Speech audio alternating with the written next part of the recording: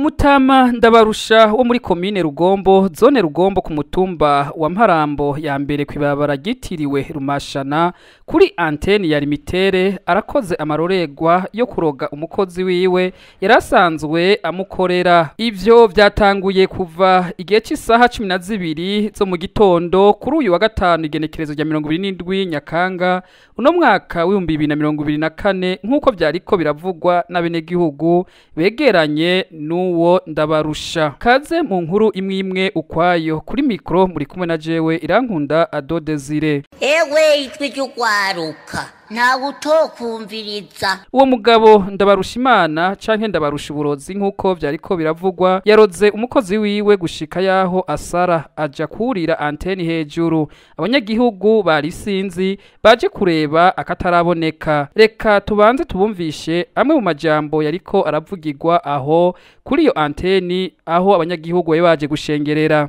We bapfuye ibintu by'amahera yumva yamuhuriza ku mashini. Yaramufidene rero gibungu majana 8. Ejo rero yagiye kumwisuza amuha igice. Amuha igice rero baca mu byo guswana amubaza yandi mahera. Aca mubwira uti urabona kajya kanyoni iyo karya hejuru. Haje nawe no gushirayo. Kujya mu gatondo gakeye babona nyene yuriye hejuru. Kandi yuriye nyene yambaye iboka yonyene n'umupira. Niko arandi bavuga yuko ngo intandaro umuntu yitwa Masudi yame ngo yapfuye bavuga ko ngo yabonye ngo okay ngo nabyo yabishizemo yavuze uti ngushaka kungira nkuko wagize Masudi iryo jam acava uwo mugabo rero batwaye akavuga ngo ushaka kumenera ibanga acamugira uko rero. Abahinga bavuga ko bitumvikana ukuntu yageze hejuru adapfuye yishwe n'umuyaga nkuba mu gihe abatekinisiye mu kuja hejuru barinda gukupa umuyaga nkuba. Igihe cy'isaha ya 3:30 abanyagihugu batanguye gutera amabuye mu rugo kwa Ndabarusha Uburozi. Tuvuze Ndabarusha Uburozi mwumva ko tuvuze Ndabarusha Imana. Mu mwanya muto humvikanye inkoho aho abajejwe umutekano baciye birukana abanyagihugu bariko baratera amabuye ku nzu ya Ndabaru.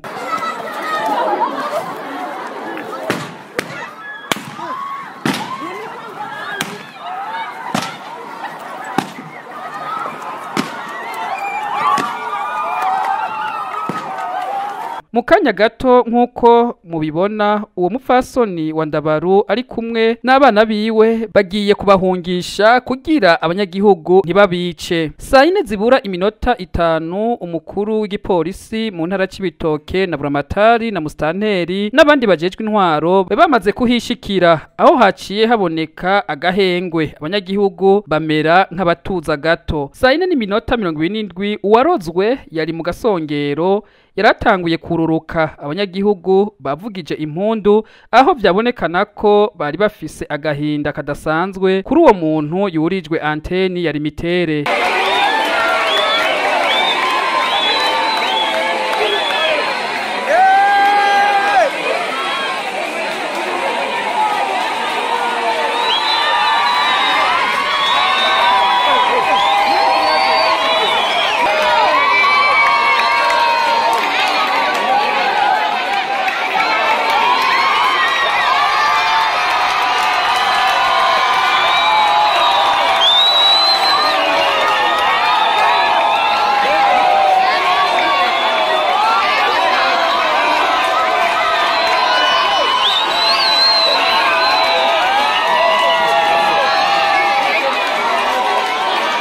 Nyuma gato uwo Ndabaru akiroga uwo mukozi wiwe yaciye yiruka ku komine gutabariza uwo mukozi wiwe. Ashikanye abapolisi abanyagihugu baciye bamutunga urutoki babwira abajejwe umutekano ko ari we yabikoze. Byakabereye kera Ndabaru yasabye ko bokwegezayo abantu kugira amukureyo. Abanyagihugu rero babonye ariko aramanuka baciye bavuga ko Ndabaru akoze umuti. Uwo yari hejuru kuri antenne yaciye ajanwa n'igipolisi. Abanyagihugu nabo bakaba basigaye ngaho bariko barashima Imana bongera batamba igisirimba.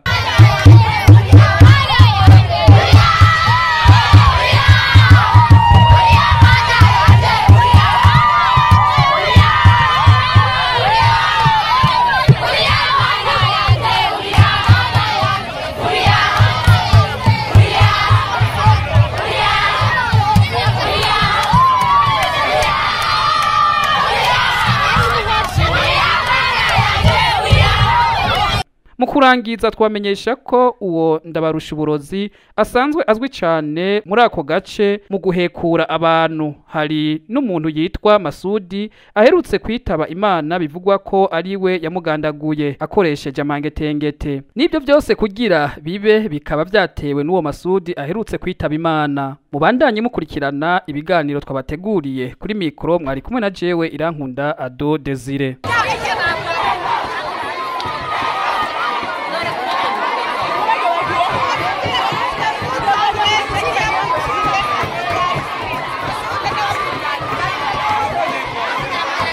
Ewe ijwi ry'urwaruka ntawe utokumviriza. Wavreb ijwi ry'urwaruka FM.